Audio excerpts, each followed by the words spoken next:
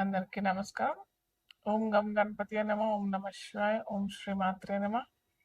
జ్ఞానానందమయం దేవం నిర్మల స్ఫటికాకృతం ఆధారం సర్వవిద్యానాం హయగ్రీవం ఉపాస్మహే. అందరికీ నమస్కారం. ఈరోజు మనము శుక్రుడు వివిధ ద్వాదశ రాశుల్లో ప్రయాణించినప్పుడు ఎవరెవరికి ఏ ఫలితాలు ఎలా ఉంటాయో అవి చూద్దాం. అయితే నేను ముఖ్యంగా అందరికీ చెప్పాల్సి ఎప్పుడు ప్రతిసారి చెప్తూనే ఉంటాను. ఇప్పుడు కూడా చెప్తున్నాను మళ్ళీ కూడా. మనము రాశి ఫలితాలు అంటే చంద్రుడు ఉన్న రాశిని రాశి అంటాం. సో చాలా మందికి తమ ఒకవేళ తమ పుట్టిన తేదీ,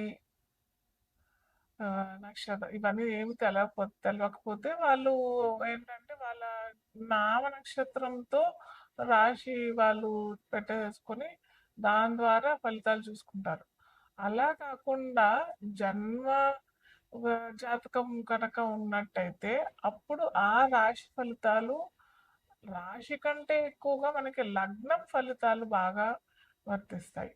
సో ఇక్కడ ఏంటంటే వృషభ రాశిలో శుక్రుడు ఆల్రెడీ ట్రాన్సిట్ పొందుతున్నాడు, అంటే ప్రయాణం చేస్తున్నాడు. అయితే ఇది మనకి మే 14వ తారీఖు వరకు మనకి శుక్రుడు వృషభ రాశిలోనే ప్రయాణం చేస్తుంటాడు అన్నమాట.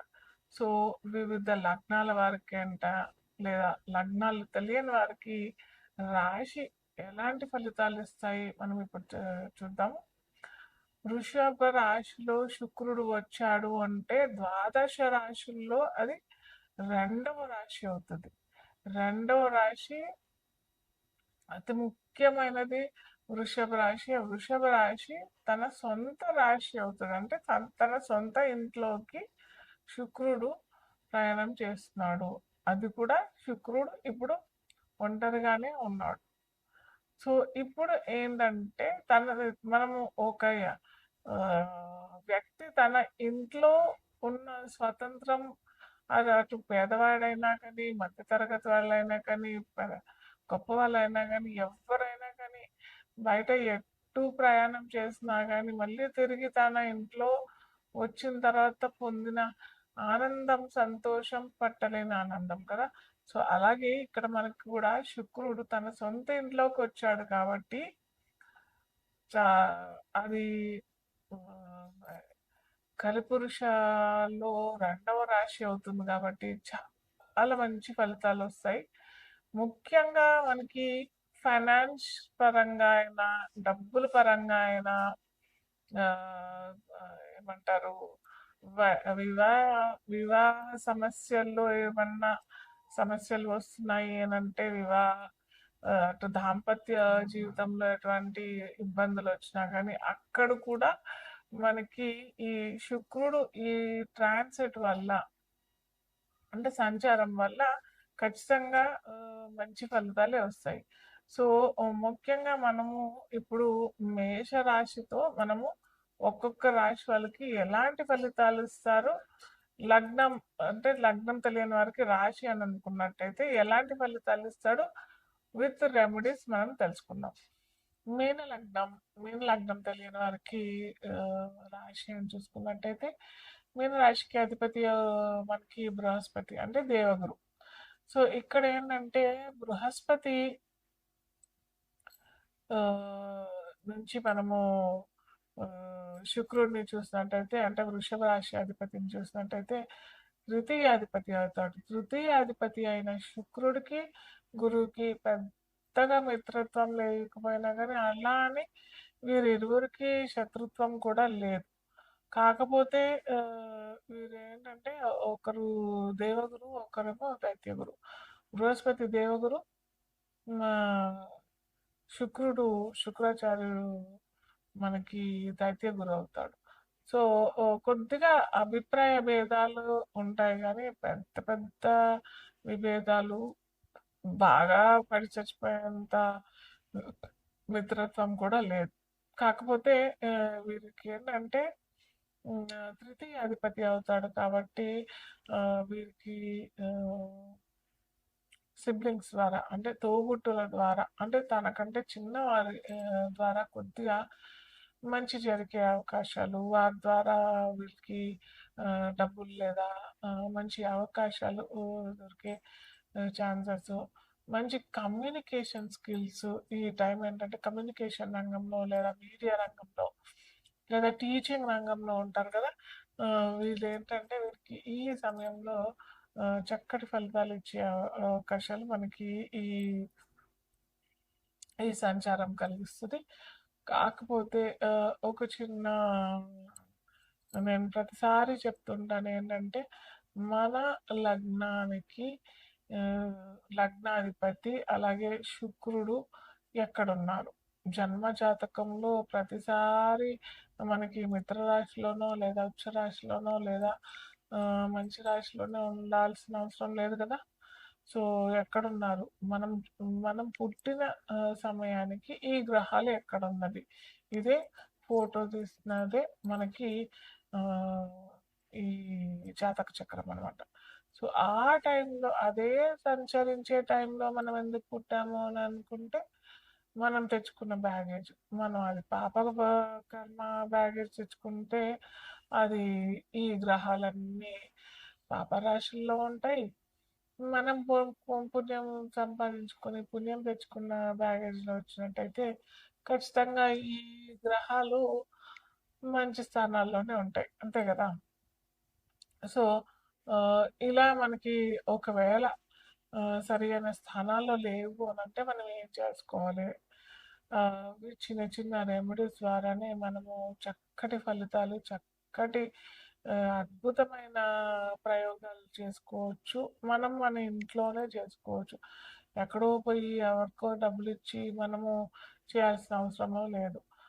ముఖ్యంగా గురువు కాబట్టి ఇక్కడ గురువు తృతీయాధిపతి అవుతాడు శుక్రుడు కాబట్టి మీ కమ్యూనికేషన్ స్కిల్స్ సరిగ్గా లేవు లేదా ఆటంకాలు వస్తున్నాయి మీ తోబుట్టువులతోని లేదా కన్సల్టెన్సీ ద్వారా లేకపోతే ఎక్కడైనా సంప్రదింపులు చేయాలని అంటే మాకు ఇబ్బందులు వస్తున్నాయి అని అంటే మటుకు మీ జాతకంలో ఎక్కడో శుక్రుడు దెబ్బ కొట్టినట్టే అని అనుకోవచ్చు నిర్ధారించవచ్చు ఖచ్చితంగా.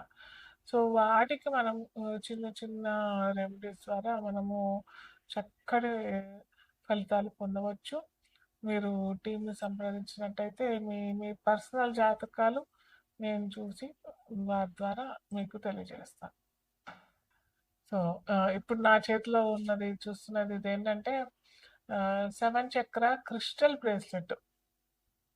సో ఇది ఎవరైనా ధరించవచ్చు. ఈ పర్టికులర్గా ఈ రాశి వాళ్ళే ఈ రాశి వాళ్ళే అన్నట్టు అయితే ఏమీ లేదు. దీంట్లో మనకి ప్యూర్ క్రిస్టల్స్ ఉంటాయి. ఇక్కడ రెడ్ జాస్పర్ ఉంటుంది, ఇక్కడ గ్రీన్ అవెంజరిన్ అనేసి అంటే క్రిస్టల్స్ పేర్లు అనమాట. ఇది గ్రీన్ అవెంజరిన్ ఇక్కడ మనకి ఇది చూసినట్టయితే ఎల్లో సఫారు, ఇది చూసినట్టయితే బ్లూ సఫారు, ఇది అయితే గ్రే పర్పుల్ అవెన్షన్.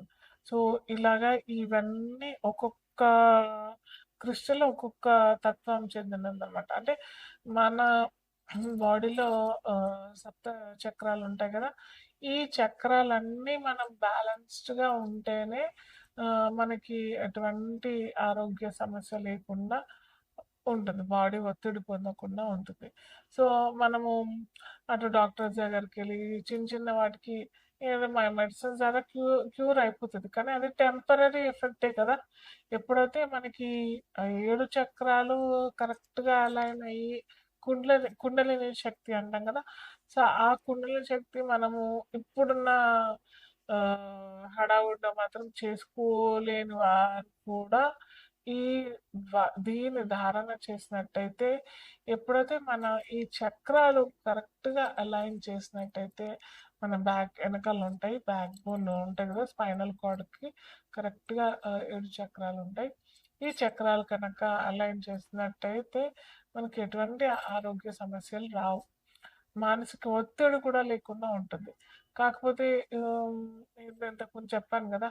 ఆ చక్రాలు అలైన్డ్ ఎప్పుడు ఉంటాయనంటే, మనం ఆ చక్రాలు క్లీన్స్ చేసుకుంటేనే అవి సరిగ్గా ఉండి, వాటికి సంబంధించినయన్నీ ఆహ్, ఆహ్, క్రియలు సరిగ్గా జరుగుతాయి. అవి కనుక ఎక్కడైతే అపశృతి జరిగినట్టయితే మనకి అనారోగ్య సమస్యలు చాలా మటుకు ఇప్పుడు అనారోగ్య సమస్యల కంటే ఎక్కువగా నా అనుభవంలో చూసిందేంటంటే depression, sleep disorders, plus ego, attitude, anger issues ఇలాంటియన్నీ ఎక్కువగా జరుగుతున్నాయి. సో, ఇవెందుకు అనంటే ఎప్పుడైతే మనకి third eye, crown chakra, root chakra ఈ అంటే రూట్ చక్ర అంటే మూలాధార చక్రము. ఇలాంటి కొద్దిగా బ్యాలెన్స్ సరిగ్గా లేదు అని అన్నప్పుడే మనకి ఇలాంటి ఇబ్బందులొస్తాయి. సో, దానికి సరియైన మార్గం ఇది. ఈ 7 చక్ర. ఇప్పుడు నేను కూడా ధారణ చేస్తానిది.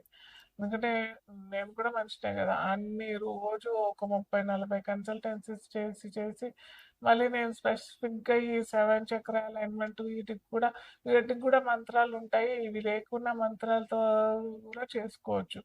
కానీ దానికి ఒక అరగంట, గంట స్పెండ్ చేయాలి. సో, అలా చేయలేము మనము. అందరూ చేయలేరు గదా! అరగంట, గంట చేయాలి అనంటే యోగా చేసుకోవాలి, ఎక్సర్సైజ్ చేసుకోవాలి, దీనికి కూడా చేసుకోవాలి, టైం కేటాయించాలి అనంటే కొద్దిగా ఇబ్బందే కదా! సో, అలా చేసుకోలేము అని అనుకున్న వారికి ఇది మంచి పరిహారం.